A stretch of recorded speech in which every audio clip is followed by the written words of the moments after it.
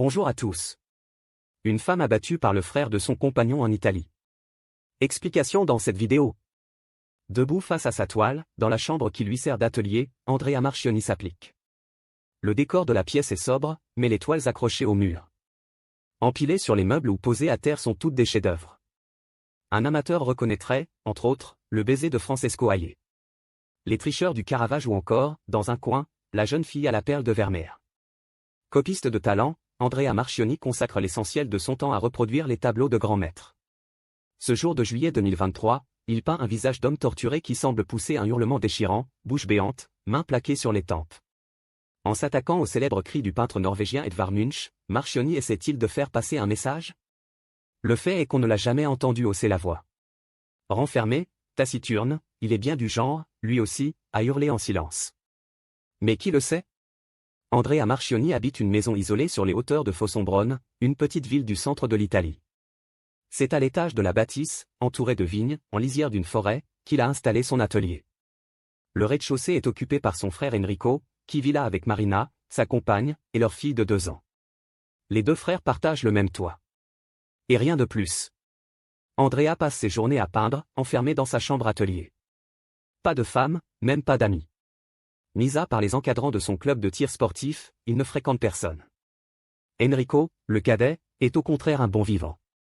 L'art qu'il cultive, lui, c'est la pizza. Il travaille dans les cuisines du restaurant Mancinelli depuis ses 17 ans. À l'approche de la quarantaine, il mène une vie épanouie auprès de celle qui partage son existence depuis maintenant 4 ans. Marina Lusi, une jolie brune à la tête bien faite, est géomètre. Leur fille de 2 ans est magnifique, très joueuse. Dans la maison des frères Marchionni, on l'aura compris, chaque étage a son ambiance.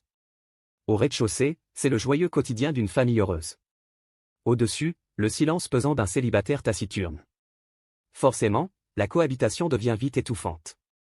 Marina, fille solaire, positive, vit mal la présence de ce beau-frère renfermé et bourru. D'autant que pendant le Covid, le caractère du peintre amateur s'assombrit encore. Terré dans son atelier, il échappe sans mal au virus. Mais il est en boucle sur le grand mensonge des vaccins, le complot des laboratoires. Des puissances occultes, malveillantes, dont le seul but serait d'enchaîner l'humanité. Il est de plus en plus nerveux, irascible. Dans la maison, l'ambiance est lourde. Malsaine. Au printemps 2023, à plusieurs reprises, Marina le surprend en train de les espionner, elle et Enrico. Cachés derrière le carreau d'une fenêtre ou du haut de son balcon, à l'étage. Hanté par on ne sait quel soupçon, Andrea exige qu'ils coupent leur téléphone portable quand ils se trouvent dans la même pièce que lui. Bref, ils glissent doucement sur une pente inquiétante. Le problème, c'est que seule Marina en est réellement consciente. Lorsqu'elle tente d'alerter Enrico, il se contente de hausser les épaules. Lui ne voit qu'une bizarrerie de plus de son frère aîné. Il y est habitué. D'après lui, Andrea est un peu tordu, mais totalement inoffensif. Le pizzaiolo oublie un petit détail. En dehors de la peinture, l'autre passion de son frangin, ce sont les armes à feu. 26 juillet, 10h30. Grand soleil. La journée s'annonce caniculaire. Enrico, dont c'est le jour de congé hebdomadaire, joue avec sa fille dans la petite piscine qu'ils ont récemment installée au fond du jardin. La gamine barbote dans l'eau sous l'œil amusé de son père quand, soudain, une forte déflagration retentit, toute proche. Enrico se fige. Il est chasseur, il sait reconnaître un coup de feu. Qui peut bien tirer si près de chez eux? Un braconnier? Par précaution, Enrico sort sa fille de l'eau, la prend dans ses bras et retourne d'un pas rapide vers la maison. Mais devant la porte d'entrée, une scène atroce l'attend. Sa compagne est étendue à terre dans une flaque de sang. Son beau visage est figé, troué en plein milieu du front.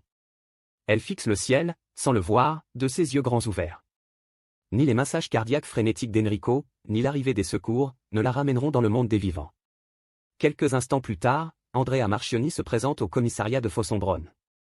La chemise tachée de larges auréoles de sueur, les yeux hagards, un pistolet semi-automatique à la main. Il tend son arme aux policiers éberlués et répète à plusieurs reprises. « J'ai tué une femme.